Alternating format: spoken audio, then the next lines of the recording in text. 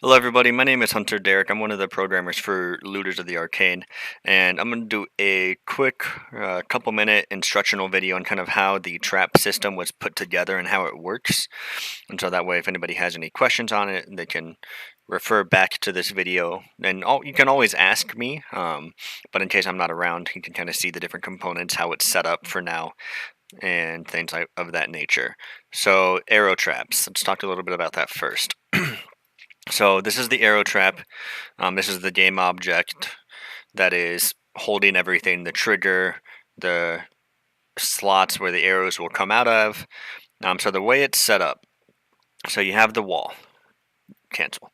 You have the wall, and then you have the bottom row, middle row, and top row. Now the way to get each individual arrow to shoot out at a separate time, which I will show you in a second, um, there need to be 3 different triggers. So here the triggers are just boxes. They all still have the mesh renderer checked, so you can see where the trigger is in game. Well, just this test scene for now. But ideally what you're doing here is you're taking on the trigger itself is where the test arrow shooter script is. Now this needs to be updated to the arrow shooter script. This was just something I was testing to get it to work. And so here you see the top row trigger, and then you have the top row. What you would do is you would drag and drop all of these game objects in here into the different elements for the list for the top row. Same thing with the middle row, same thing with the bottom row. And each trigger has cooldown timers, how fast they fire, between the fire rate min and fire rate max. That's going to all be in a random range. The cooldown max, min, and max, again, the timer itself will be a random range between here 0.1 and 3. The arrows will only shoot, these are all booleans, arrows will only shoot if player is in the trigger box. And so that's how the basic setup for the trapping system will work. So implementing it into an actual level, to get all of the arrows to shoot in a separate, to start off shooting separately, is going to need to be set up this way. I'll just do a quick show, play test, show how it works. So here you can see that the arrows are all firing separately, and different timers go off for each. In comparison to this one, where they all start off shooting at the same rate, and so on, and or just like that. So that is the way that the arrow trap is supposed to be set up and maintained. Let's go over to the trapdoor system, how that works. So here is the trapdoor. The trapdoor is based off of an animation, and it has 4 hinges, has a front, back, right, and left. And when you're looking at front, back, right, or left, it's going to be looking at it from this perspective, from the Z-axis looking straight ahead. And so here's the front trigger. Whoops. So in the front you can see the box, the little hinge trigger box there. There's the right hinge, there's the back hinge, there's the left hinge. And each door is based off of an animation. And so we have the front hinge, which has a door attached to it. We have the back hinge, which has a door attached to it. The right hinge, which has a door attached to it, and then the left hinge. Now this works because, obviously, from perspective, it only appears that there's one door. So here's how it works. You're going to be selecting the trigger. That's what's going to initialize everything to happen. And so depending on which way you want the door to fall, you would choose which hinge, front, back, left, or right. And the way that it works is that once the player enters the trigger, it will, I'll just pull it up and kind of show you in the code. Tip of the day, go away. So it's going to enable or disable all of the other meshes for the door. and so they won't appear to be there, thus causing the player to fall through. And it's going to activate the trap. And so on the hinge itself is the animation. That's where all the animations take place, and since the door is childed under the hinge, it'll look a lot better. Instead of just angling, it'll actually fall like this instead of doing this. Um, and so you want to make sure that the animation is on the actual hinge itself. And again, so when doing the trigger is where the trapdoor script is. You can place the door right here where it says trapdoor. Then you have front door, back door, left and right door. And then you would just drag and drop each of these childed objects from the hinges into this location. And so kind of to give perspective on how that works, let's just go front hinge for now. And so again, this is the front hinge right here. Let's hit play. Show how that works.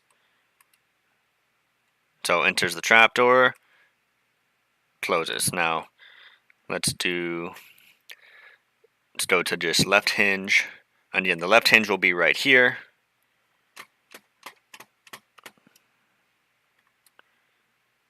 Hope if I was actually holding shift to move or to run and W. Wow, hello. And so you can see with the left hinge, the door will drop at a different angle.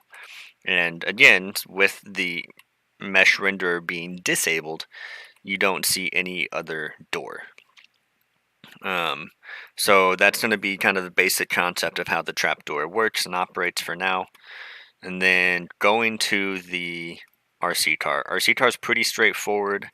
I have a little basic track here. I updated some of the settings to make it so the RC car feels a little bit better when driving. You pick it up, you open it up in your inventory system with tab, hit W to control it. Oh, if I hit the right button to take control, there you go, hit C. And now the RC car should make it up this hill, no problem. Little bit of a resistance, that just going uphill. So yeah, so the way I set it up right here is within the prefab. The settings are going to be here. Torque is at 950, steering is at 55. Now be careful messing with these settings, just because if you mess with the settings and the steering angle in particular, whichever one works better, the steering angle is what's going to cause it to drift a little bit more or less. The higher you go, it has a little bit better steering, but you also have to couple it with the torque, because it's the amount of torque being applied to the wheels. And so the wheel colliders should be just the way the script is set up. It'll automatically pick up the wheel colliders and place them in the correct location. And you can set up the motor to be more weighed in and powered by the front of the car or the rear. The best setup that I found is steering by the front, motor in the rear. Let's talk a little bit about the inventory system. Inventory system is huge. I did comment it out, so refer to the comments or ask me questions for the most part.